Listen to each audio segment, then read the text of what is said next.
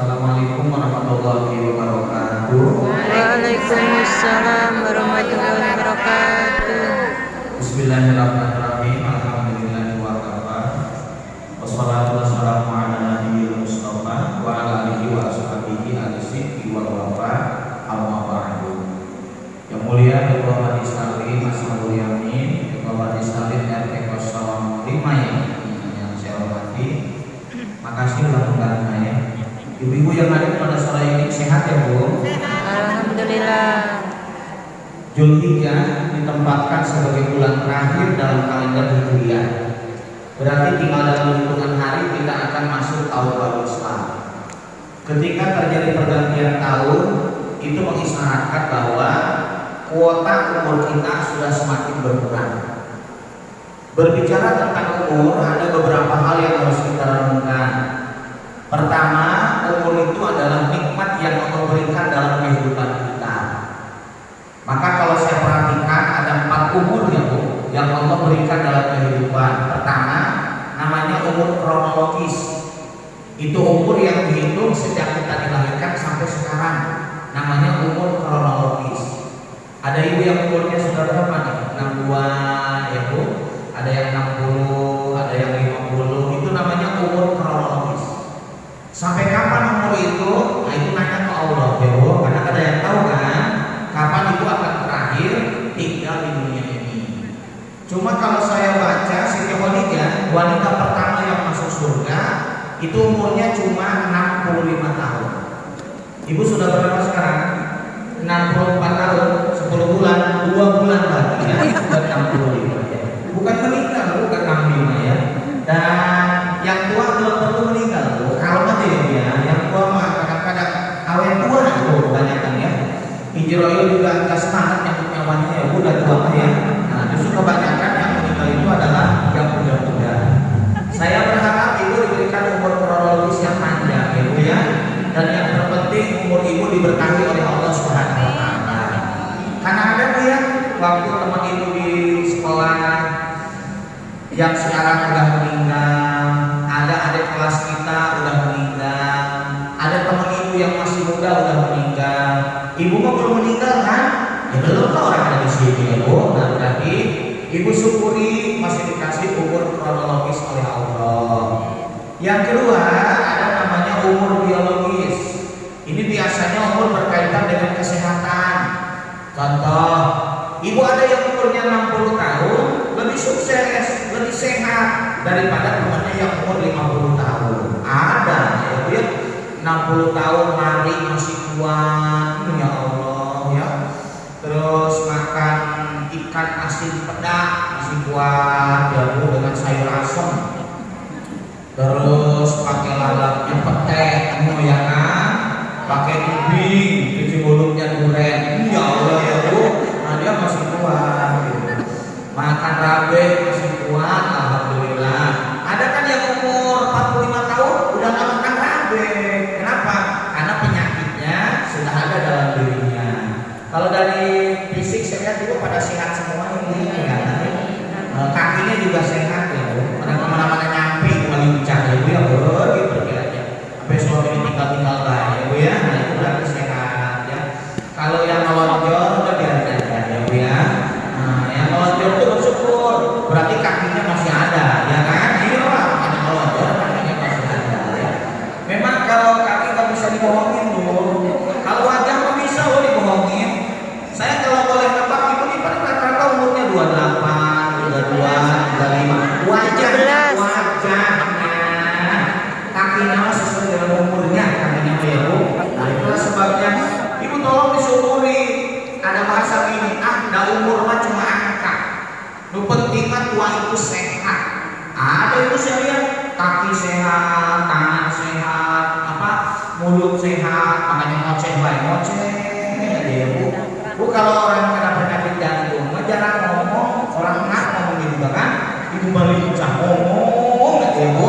Nah berarti ibu jantungnya sehat ya. Kalau ibu kena asam urat, jarang datang ke pengajian. Ibu mah kakinya sehat ya Bu ya. Nah, maka tolong ya Bu, ibu dikasih umur kronologis, alhamdulillah. Umur biologis, alhamdulillah. Dan gini Bu, umur kronologis itu nggak bisa dibeli. Nggak bisa. Kalau umur manusia bisa dibeli, orang kaya bisa beli umur. Makanya jangan heran di bumi Allah, orang kaya meninggal. Kan ada yang begitu ya Bu. Orang kaya pendek umur, orang miskin panjang umur. Karena umur nggak bisa dibeli. Jadi ibu mau mana Bu? Kaya pendek umur atau kaya panjang umur? Kaya panjang umur. Ibu mau milih yang mana? Kaya pendek umur tapi miskin panjang umur? Apa di dalam tahu? Jawaban ibu sih memang bagus, tapi nggak sesuai dengan pertanyaan saya. Ya Bu ya, kan? Yang benar kalau menjawab ya Allah ya Allah. Makanya itu jangan heran ya, Pak Ustadz itu orang yang udah tua miskin kok meninggal. Nah itu yang kaya kok meninggal karena umur manusia tidak bisa dikirim dengan harta. Andai kan umur bisa dibeli, banyak orang kaya membeli umur, kan gitu ya Bu. Nah makanya ibu tolong disyukuri nih. Saya lihat umur kronologisnya lokasi, umur biologisnya juga itu rata-rata sehat. Tolong itu disyukuri. Yang ketiga ada namanya umur psikologis. Ini umur kedewasaan. Ada orang umur udah tua, badan gede, tapi nggak dewasa. Ya Allah kan. Jadi umur psikologisnya lemah dia. Bu, apa ciri orang belum dewasa? Satu cek ya, orang belum dewasa nggak punya rasa malu. Ibu punya anak, apa cucu kali ada ya? Ada yang masih produksi. Apa cucu kali ya? Ibu punya cucu umur 5 tahun pakai celana pendek, malu nggak dia? Enggak, karena dia masih kecil, dia belum dewasa. Umur 3 tahun pakai celana 3/4, malu nggak dia? Enggak, karena dia belum dewasa. Nah, ada ibu umurnya 55 tahun belum dewasa. Olahraga pakai legging warna hitam. Ya Allah, mana orangnya juga buntak lu ya Allah. Makanya kalau ada ibu tidak punya rasa malu, itu umur psikologisnya gak bagus. Udah tua nih gak punya rasa malu, rambut diwarnai, dipongi, dikucil. Ya Allah. Umur 60 pakai bulu mata palsu, begitu makan bakso, nemblek agak remnya. Ya Allah. Berarti ada orang itu Bu yang umur psikologisnya kurang bagus. Kenapa? Dia udah tua, tapi orang itu tidak dewasa ya. Tapi kalau ibu lihat di sini, mas saya lihat ini umur psikologisnya bagus ya. Jadi udah segini, udah nutup aurat semua, udah rapi semua, lagi pengajian. Saya nggak tahu besok pagi ya Bu ya. Pokoknya sekarang umur psikologisnya bagus. Yang kedua Bu, kalau orang belum dewasa apa cirinya? Egois. Anak kecil mah kalau minta sesuatu perlu diturutin. Kalau nggak diturutin marah dia. Egois anak kecil mah. Kalau ada ibu, asal ada kegiatan perlu ngikutin dia aja. Kalau nggak diikutin dipuring, belum dewasa. Ibu minta ke suami, ayah beli tas, jadi uang 1.500.000 beliin. Baju kasih 3 juta. Ayah beli jilbab, udah sih mah jangan beli jilbab aja. Gak kebeneran sama punya suami, pelitnya minta ampun. Kemarin yang beliin tas siapa? Yang beliin baju siapa? Terus ibunya marah ke suami, belum dewasa. Kenapa? Setiap keinginan kudu diturutin. Ayah, nanti hari Minggu tanggal 29 hari Minggu tuh ini teman-teman ngajak ke pantai. Pantai apa? Pantai Gopek.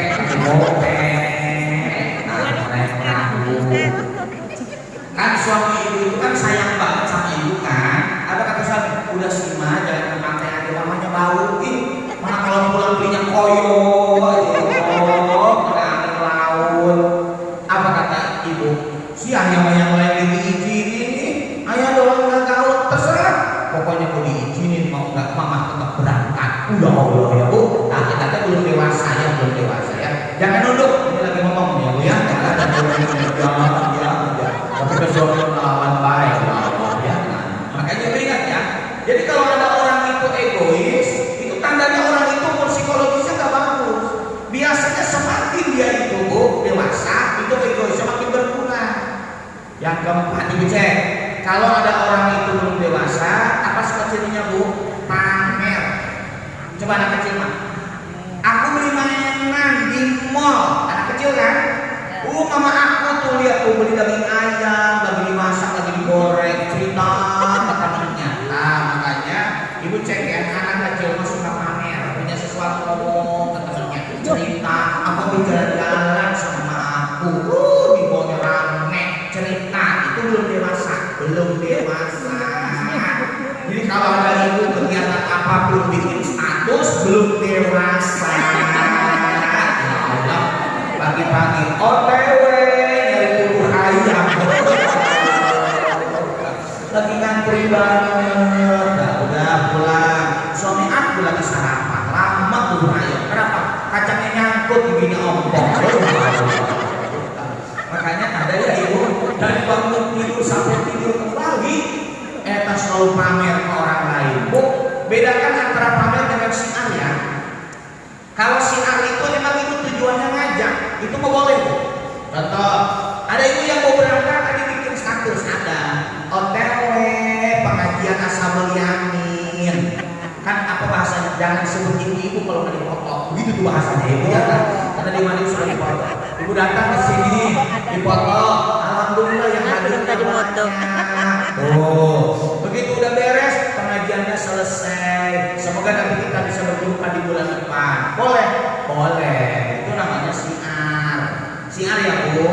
Dan siar itu biasanya melibatkan orang banyak. Dia tidak menampilkan dirinya sendiri, tapi dia pun menampilkan orang lain. Itu namanya siar. Kenapa? Boleh jadi yang bulan sekarang tidak hadir, bulan depan dia bisa hadir. Itu ya bu. Tapi ini ya Allah, dipotong sayur dipotong, bandang, kembung, sorowar, ya kan?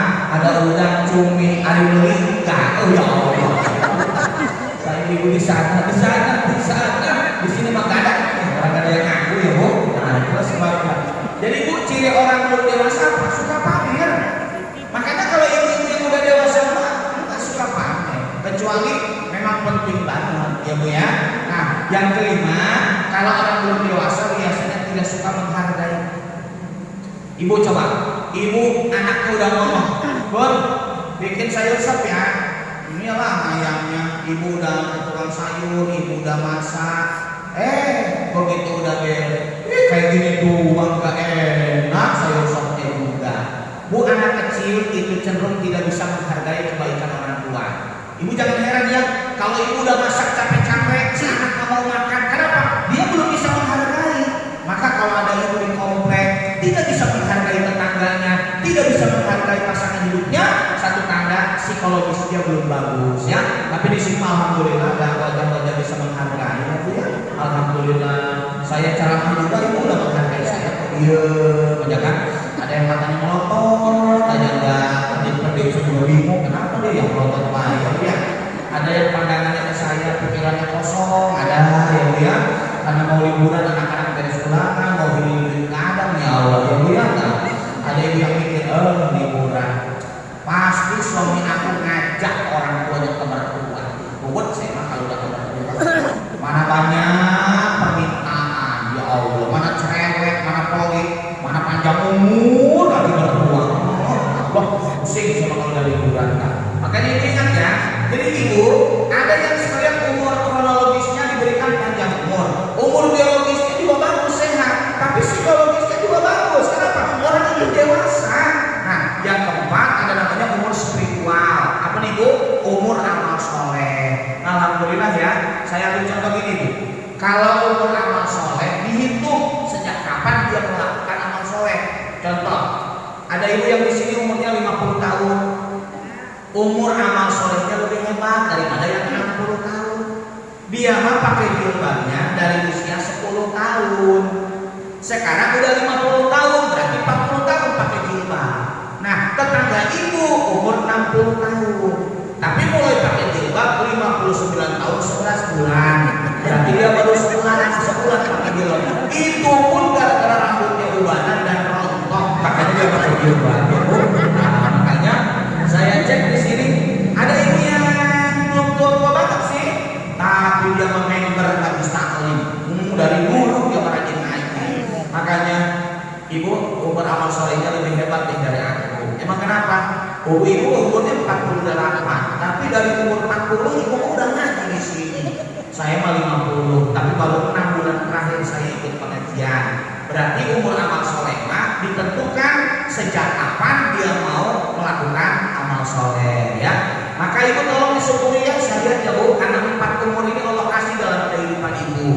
Dan begini ibu, bersyukur ini memang ibadah yang diajarkan Rasul. Perhatikan kalimat saya. Ibadah pertama yang diajarkan Nabi ketika bangun tidur itu bersyukur. Bersyukur apa bu? Bersyukur diberikan panjang umur. Makanya kalau ibu bangun tidur apa yang dibaca? Alhamdulillahilladzi ahyana ba'da ma amatana wa ilaihi nusyur. Bu, walaupun alhamdulillah konteksnya bisa beda. Alhamdulillah habis makan beda kan? Tapi segala puji bagi Allah yang telah menghidupkan kembali setelah mematikan. Hanya kepada ya Allah kami akan dikembalikan. Oh, berarti apa? Segala puji bagi Allah yang telah menghidupkan setelah mematikan. Berarti di pagi hari ibu diberikan panjang umur. Dari setelah bangun tidur ibu bersyukur kepada Allah. Nabi mengajarkan apa bu? Beliau rajin sholat tahajud. Untuk apa? Bersyukur kepada Allah. Sampai dalam kitab Tazkiyatun Nafs penulisnya Dr. Said Hawa ditulis satu riwayat, istrinya nanya, ya Rasul, engkau mah kalau saya udah diampuni ya, yang lalu yang akan datang, kenapa malam-malam masih rajin sholat? Apa jawabannya bu? Apalah aku abdan syakura, aku ingin menjadi hamba itu yang pandai bersyukur. Ibu cek kalimat saya, sholat yang baik itu jangan merasa kewajiban, tapi sholat yang baik kalau ibu ingin bersyukur kepada Allah. Ibu hadir pengajian kewajiban, ngaji mah kewajiban. Tapi yang bagus mah, ibu kenapa ngaji? Bersyukur saya diberikan panjang umur, saya dikasih sehat, ada waktu luang, saya datang ke pengajian. Itulah yang hebatnya ngaji. Jangan merasa wajib, tapi yang hebat mah ibu belajar bersyukur kepada Allah ya. Dan di sini alhamdulillah bu ya, ibu saya lihat tahajudnya udah pada rajin, witirnya rajin. Kelihatan dari matanya ngantuk aja bawaannya ibu ya. Kayaknya wajah-wajah yang ahli sholat malam ya, alhamdulillah ya. Nah makanya ibu sholat itu wujud syukur itu kepada Allah. Jadi apa bu? Satu, ibu ingat ya, berkaitan dengan umur. Umur itu nikmat yang Allah berikan dalam kehidupan kita. Ada 4 umurnya. Oh, ada kronologis, ada biologis, psikologis, dan umur spiritual amal soleh. Yang kedua, umur itu amanah yang Allah titipkan dalam kehidupan kita. Namanya amanah akan diminta pertanggungjawaban.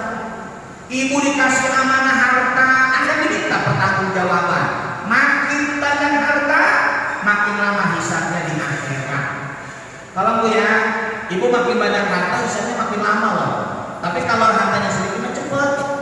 Apa yang diperiksa bu? Rumah nggak punya, mobil nggak punya, baju cuma 3 ya kan? Kayak apa ke surganya cepet. Tapi wajah-wajah kayak begini lama diperiksanya ya kan? Jilbab aja ada berapa di lemari tuh? Ada 42 jilbabnya. Suami rumah peci, oh 1-2 tahun nggak ganti-ganti kan? Itu aja kan ya Allah. Nah makanya itu pentingnya. Ibu kalau dikasih panjang umur, perlu ingat ya bu, umur itu amanah. Dan amanah itu akan diminta pertanggungjawaban. Apa pesan Allah dalam Al-Quran? Summalatus alumna yawma idin anin na'im. Surat apa bu? Ulang ibu ya Allah. Orang biasa juga baca. Surat apa bu? Summalatus alumna yawma idin anin na'im. Surat apa bu? At-Takasur. Ayat keberapa? Udah terakhir aja lah, biar cepet lah ibu. Lama itu lama ya bu. Bu, pada hari itu kamu akan diminta pertanggungjawaban nikmat yang Allah berikan ketika di dunia. Salah satu yang diminta pertanggungjawaban adalah umur. Dari mana dasarnya? Tidak bergeser kaki seorang hamba pada hari kiamat sebelum ditanya tentang 4 hal. Salah satunya an-umurihi bima afna, tentang umurnya, untuk apa umur itu digunakan.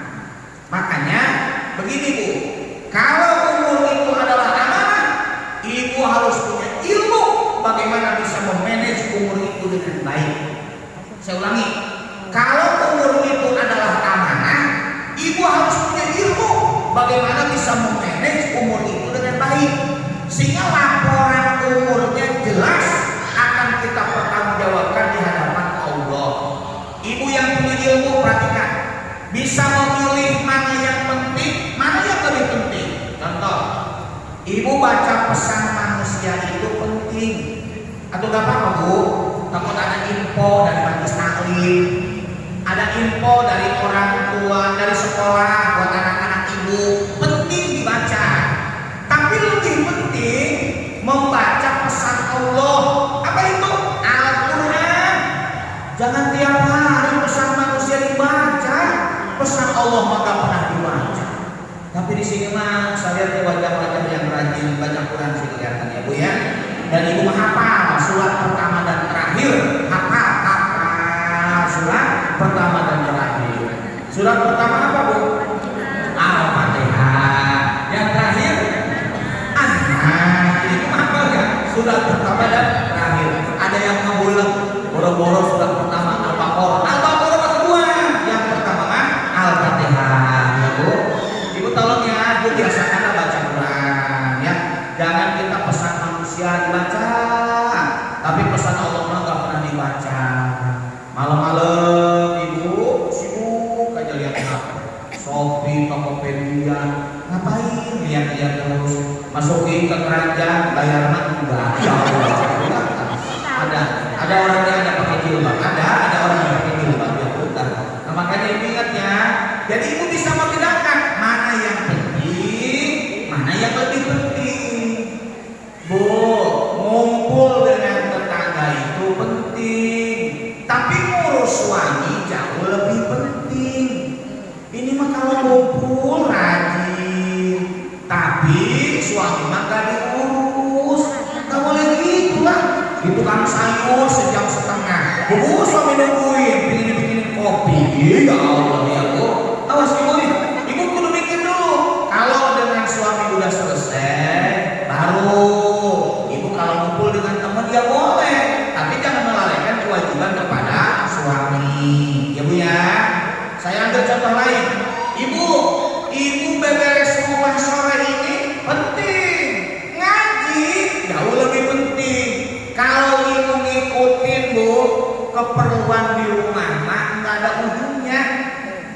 Contoh, ibu ada yang healing kan, berangkat ibu ke Tanjung Lesung.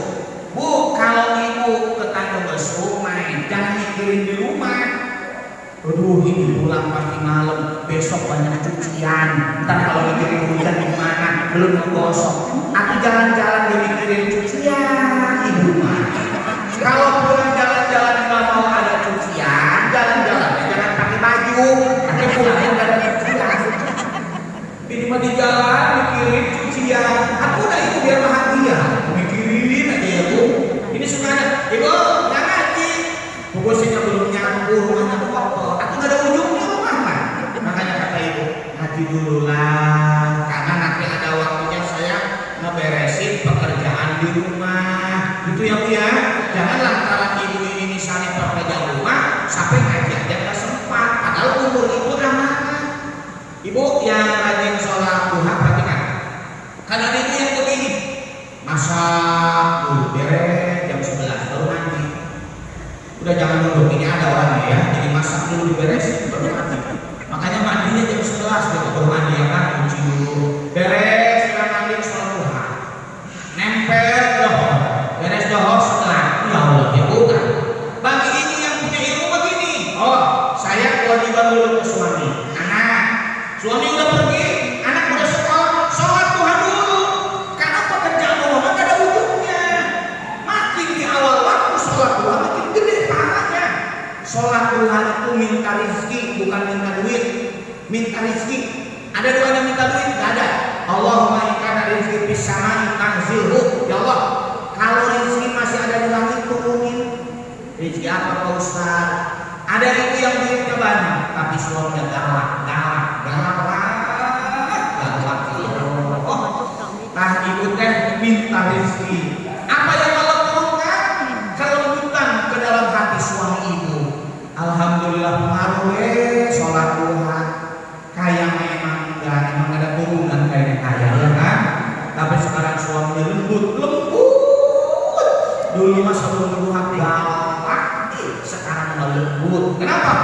udah tua ada tenaga. Ya udah. Ada yang suami itu kaya tapi pelit. Ya Allah. Tapi dengan sholat duha, sekarang ada apa-apa uang langsung diserahkan ke ibu. Beneran sekarang. Dulu mah dipegang sendiri, sekarang mau diserahkan. Makanya sampai pokoknya ayah mah terima makan beres ya. Itu mah urusan mama. Ibu jangan heran kalau ada suami suruh beli nasi uduk aja udah nggak mau. Udah si ayah mama lagi nyuci. Udah ya beli sendiri. Nggak mau, mama aja. Emang kenapa? Duitnya di mama semua. Ya Allah. Makanya ibu dulu kan pelit kan suaminya dermawan pengaruh sholat duha. Makanya bu ingat ya, kalau umur itu adalah amanah, ibu punya ilmu untuk memanage umur. Sehingga ibu ingat mana yang sangat penting, mana yang penting, mana yang tidak penting. Perhatikan, tanda baiknya keislaman seseorang, dia bisa meninggalkan sesuatu yang tidak ada manfaatnya. Saya ambil contoh, ibu mau bikin status, itu mah terserah ibu. Tapi gini ya, kalau ibu bikin status, kemudian orang komentar, nah komentar mah ada yang nyenengin, ada yang membuat ibu tidak suka. Kalau ibu bikin status, orang komentar tidak enak, jangan marah. Salah ibu, kenapa bikin status? Dengerin, jangan nunduk. Ibu ya kan, ini mah bikin status. OTW, udah mulai di puncak macet. Ibu bikin sholat orang ya, di puncak bikin status. Apa kata ibu? Kata temannya, kasihan deh, macet, udah jauh-jauh. Mending saya nggak macet, orang ada duit dia. Apa kata ibu? Dasar julid, ya Allah, nggak bisa kemana-mana. Ibu yang bikin status, ibu yang ngomong macet, ibu yang ngeluh, lalu orang komentar tidak baik, ibu jangan marah. Salah ibu bikin status, maka ada orang komentar yang tidak menyenangkan buat ibu. Jadi ibu ingat ya, kita perhatikan mana yang sangat penting, mana yang penting, mana yang tidak penting. Kenapa? Karena umur ini akan diminta pertanggungjawaban di akhirat. Maka umur adalah amanah. Yang ketiga, umur itu nikmat yang sering dilupakan.